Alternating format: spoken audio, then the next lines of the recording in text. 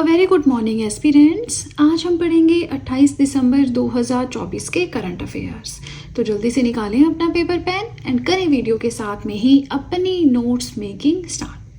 आज की first news है दैट रतन टाटा का बर्थडे कब होता है? 28 दिसंबर। रिसेंटली अक्टूबर के आसपास उनकी डेथ हुई थी, है ना। तो उनकी बर्थ एनिवर्सरी हम एक तरह से कॉमेमोरेट करते हैं 28 दिसंबर को। कौन थे वो? इंडस्ट्रियलिस्ट थे। उनकी हर एक फील्ड में इंडस्ट्री है ना। हर एक फील्ड में वो मतलब उनका अपना बिजनेस है, काम है। प्लस फिलैंथ्रोपिस्ट, काइंडनेस के लिए, दान पुण्य के लिए बहुत ज़्यादा जाने जाते हैं। यहाँ पे देखो, अगर हम बात करें 2000 में उन्हें पद्म भूषण अवार्ड मिला था, जो कि इंडिया यानी हमारे देश का 3rd हाईएस्ट सिविलियन ऑनर है। 2008 में उनको पद्म विभूषण मिला था, जो कि 2nd हाईएस्ट सिविलियन ऑनर है इंडिया का। तो ये तो चलो हमने ये जो भारत रत्न है, पद्म भूषण, पद्म विभूषण, ये सब स्टैटिक जीके में कवर करके रखे हैं, राइट। तो आपने नई वीडियोस देखी हैं, पढ़ना चाहते हैं आप स्टैटिक जीके, तो मेरे यूट्यूब चैनल पे जाके प्लेलिस्ट सेक्शन पे जाके static GK handwritten notes की प्लेलिस्ट देख सकते हैं। फिलहाल हम बात करें रतन टाटा जी के बारे में। उन्हें पद्म भूषण, पद्म विभूषण, ये दोनों अवार्ड्स मिल चुके हैं। Order of Australia, Assam Vaibhav, Maharashtra Bhushan मतलब स्टेट का ये है, plus honorary Knight Grand Cross of the Order of the British Empire. ये सारे अवार्ड्स उनको मिल चुके हैं। किस किस फील्ड में उनका बिजनेस है?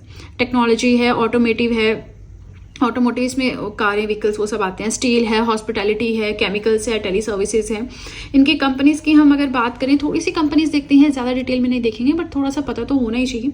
जैसे टाटा मोटर्स है, टाटा स्टील है, टीसीएस है, Tata Consultancy Services, IT company है, Tata Chemicals, Jaguar Land Rover, Tanishq, Tata Housing है, Tata Communication, Tata Technology, Titan है ये, है ना, यहाँ पे एन होगा, टाइटन कंपनी है, टाटा कॉफी है। तो ये सारी इनकी कंपनीज है, और भी बहुत सारी है ना।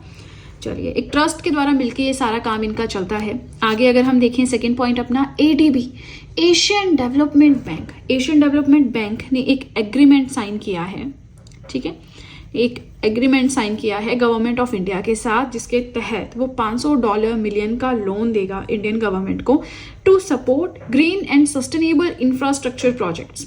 इंडिया में इंफ्रास्ट्रक्चर प्रोजेक्ट्स को सपोर्ट करने के लिए लोन एक्चुअल में गवर्नमेंट ऑफ इंडिया के बिहाफ पे IIFCL, that is the India Infrastructure Finance Company Limited को दिया गया है, जो कि फाइनेंशियल सपोर्ट प्रोवाइड करवाता है इंफ्रास्ट्रक्चर प्रोजेक्ट्स को अलग अलग सेक्टर्स में। मतलब ये जो आपकी कंपनी है, ऑर्गेनाइजेशन है, अलग अलग सेक्टर्स में इंफ्रास्ट्रक्चर के लिए फाइनेंशियल सपोर्ट यानी पैसा प्रोवाइड करवाता है। जैसे आपका ट्रांसपोर्टेशन है, एनर्जी है, वाटर है, सैनिटेशन, कम्युनिकेशन, इस सब में। तो सिंपल सी बात है, एडीबी ने $500 मिलियन का लोन दिया है IIFCL को, ताकि green and sustainable infrastructure projects India में एस्टेब्लिश किए जा सके, ठीक है। चलिए, इसी के साथ फर्स्ट पेज होता है कंप्लीट। कोई भी डाउट हो कमेंट सेक्शन में पूछ सकते हैं। वीडियो पसंद आ रही हो लाइक जरूर कीजिएगा, प्लस वीडियो के साथ में अपने नोट्स कंटिन्यू रखें, ठीक है। चलिए, तो अब सीधे चलते हैं अपने सेकंड पेज की ओर। आज का थर्ड पॉइंट है that FIFA women's world cup 2027 कहाँ पे होस्ट किया जाएगा, किस कंट्री के द्वारा होस्ट किया जाएगा? ब्राज़ील। ये एक साउथ अमेरिकन नेशन है, plus in terms of area south America की सबसे बड़ी कंट्री है। इसकी कैपिटल क्या है? ब्राज़ीलिया। तो ब्राज़ील में FIFA women's world cup 2027 host किया जाएगा। अभी 2024 है ना, तो आगे की हम यहाँ बात कर रहे हैं। और ये पहली ऐसी साउथ अमेरिकन कंट्री है जिसे पहली बार होस्टिंग राइट्स मिले हैं वुमेन्स वर्ल्ड कप फीफा के, राइट। अब देखो, ये तो हमने बात की 2027 की। इससे पहले 2024 में वुमेन्स वर्ल्ड कप स्पेन जो है इसमें चैंपियन रहा था, और ये होस्ट किया गया ऑस्ट्रेलिया एंड न्यूजीलैंड के द्वारा। आई नो ये थोड़े से टफ होते हैं, किसने होस्ट किया, कौन जीता, किसे हरा के, तो ये थोड़ा सा होता है, बट जो मर्जी ट्रिक लगा लो, चाहे रट लो, पर ये याद करने पड़ते हैं, है ना। अब जो तो मैच वगैरह देखते हैं, इन सब चीज़ों में इंटरेस्टेड होते हैं, उनके लिए थोड़ा इजी रहता है, बट वैसे आपको थोड़ा सा ध्यान रखना होता है, राइट। नेक्स्ट पॉइंट देखें, जसप्रीत बुमराह ने रिसेंटली सरपास किया है, मतलब क्रॉस किया है रिकॉर्ड किसका? कपिल देव का। क्या करके? To become India's highest wicket taker in test cricket. Test cricket में इंडिया के हाईएस्ट विकेट टेकर बने हैं जसप्रीत बुमराह। इससे पहले रिकॉर्ड था कपिल देव का, ठीक है। आगे चलिए, फिफ्थ पॉइंट। बहुत सारे हमारे न्यूज से ही रिलेटेड पॉइंट्स आ रहे हैं। 2024 best FIFA men's football award recently Doha Qatar में दिए गए, जिसमें best FIFA men's player Vinicius Junior, women's player Aitana Bonmati and FIFA men's goalkeeper Emiliano Martinez को दिया गया। ये भी आपने थोड़ा सा ध्यान रखना है। ऐसे भी क्वेश्चंस आ जाते हैं कि best FIFA men's player of the award किसे दिया गया, दोहा कतर में रिसेंटली दिया गया किसे? तो 4 ऑप्शंस में विनीसियस जूनियर आपको टिक करना है, दैट्स इट। ओके, 6 पॉइंट अपना देखें, 38th national games recently conduct किए गए रायपुर देहरादून में। उत्तराखंड के जो सीएम हैं पुष्कर सिंह धामी, उन्होंने रिसेंटली लॉन्च किया logo, theme song and mascot इन गेम्स का। ये जो 38th नेशनल गेम्स हैं ये 2025 नेशनल गेम्स ऑफ इंडिया होंगे, है ना। और मस्कट रहा मौली। मौली क्या है? मोनाल से इंस्पायर्ड है ये वर्ड मौली। मोनाल क्या है? स्टेट बर्ड है उत्तराखंड का, ठीक है ना। टैगलाइन क्या रहेगी इन गेम्स के? संकल्प से शिखर तक, ठीक है। 7 पॉइंट अपना देखें तो बांग्लादेश के स्टार ऑलराउंडर शाकिब अल हसन, इन्होंने रिसेंटली जो है बैन किया गया है इनको रिसेंटली बॉलिंग से इंटरनेशनल एंड डोमेस्टिक क्रिकेट में, मतलब क्रिकेट से पूरी तरह से बैन कर दिया गया है। बांग्लादेश के हैं शाकिब अल हसन। ये डिसीजन कि इनको बैन किया जाएगा, ये डिसीजन लिया गया है by England and Wales cricket board ECB, और ये डिक्लेयर किया गया है क्योंकि उनका जो बॉलिंग एक्शन था, कोई एक्शन होगा वो इलीगल होगा, तो उसके चलते जो है इनको इंटरनेशनल एंड डोमेस्टिक क्रिकेट से बैन किया गया, ठीक है जी। चलिए अब इसी के साथ हमारा ये पेज होता है कंप्लीट। अगेन कोई भी डाउट हो कमेंट सेक्शन में पूछ सकते हैं। वीडियो के साथ में नोट्स बनाते रहें। वीडियो पसंद आए लाइक जरूर कीजिएगा। इसी के साथ देखिए आप सब चाहें तो GS हैंड रिटन नोट्स भी परचेज कर सकते हैं, जिसमें history, polity, geography, economics, current affairs, art and culture, biology, chemistry, ये सारी PDFs आपको मिल जाएंगी। परचेज लिंक मैंने डिस्क्रिप्शन बॉक्स में दे रखा है, राइट। चलिए तो अब सीधे चलते हैं अपने 3rd पेज की ओर।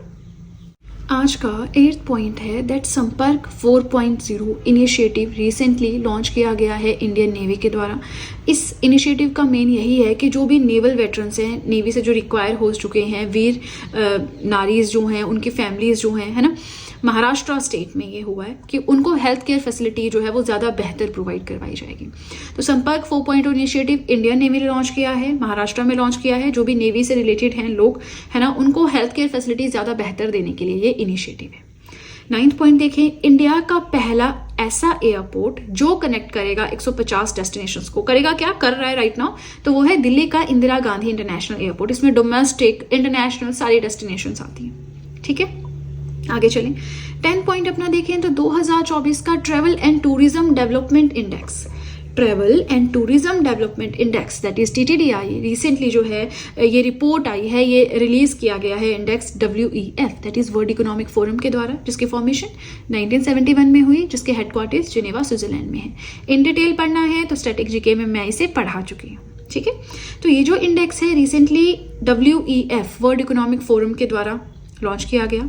2021 में इंडिया का रैंक, यानी लास्ट टाइम जब आया था 2021 में आया था, तब इंडिया का रैंक था 54th। अब इंडिया का रैंक है 39th, मतलब रैंकिंग इंप्रूव हुई है ना। आउट ऑफ 119 कंट्रीज इंडिया का रैंक आपने देख लिया। ज़्यादा आपने ये ध्यान रखना है ना, ये तो पिछला है, फिर कई बार कंपैरिजन करके कितनी पोजीशन आगे जंप किया ऐसे भी आ जाता, तो वो माइनस करके आप देख सकते हैं। फिलहाल यहाँ पे टॉप किया USA ने, सेकेंड रैंक पे है स्पेन। अब देखो इंडिया जो है टॉप परफॉर्मर रहा है साउथ एशियन नेशंस में, प्लस जो लोअर इनकम नेशंस हैं उनमें भी इंडिया ने टॉप किया है, ठीक है ना। आगे चलिए 11th पॉइंट, तो एक और रिपोर्ट है रिसेंटली जो आई है, WHO वर्ल्ड हेल्थ ऑर्गेनाइजेशन ने रिलीज की है, मतलब हेल्थ पर्सपेक्टिव से है, world malaria report 2024 addressing inequality in the global malaria response.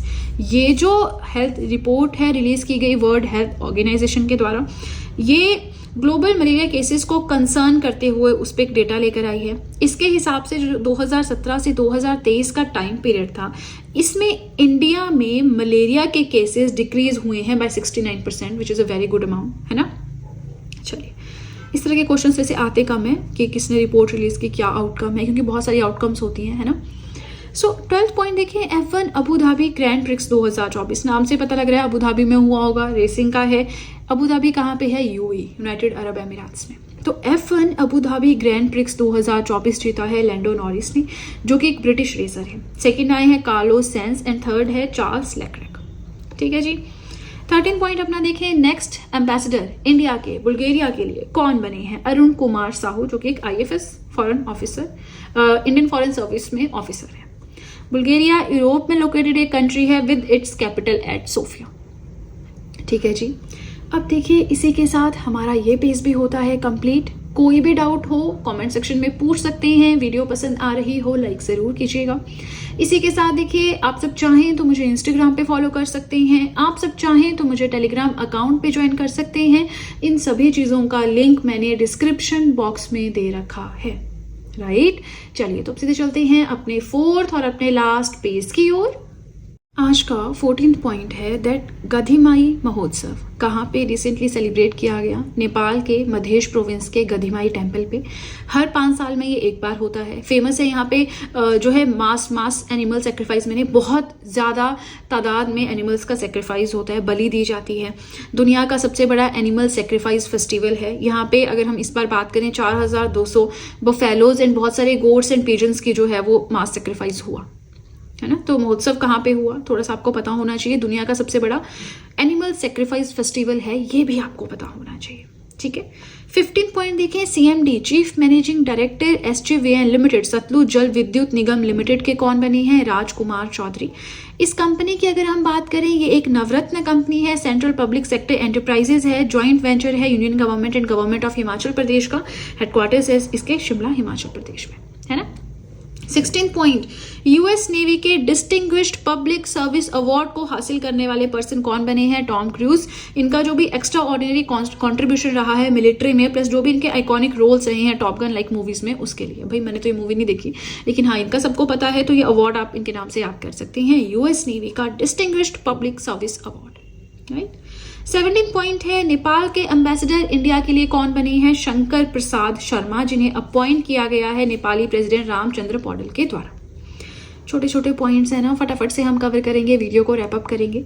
18 point है, इंडिया की सबसे बड़ी AI artificial intelligence city build की जाएगी 200 एकड़ के एरिया में, हैदराबाद तेलंगाना में। Hyderabad is the capital of Telangana.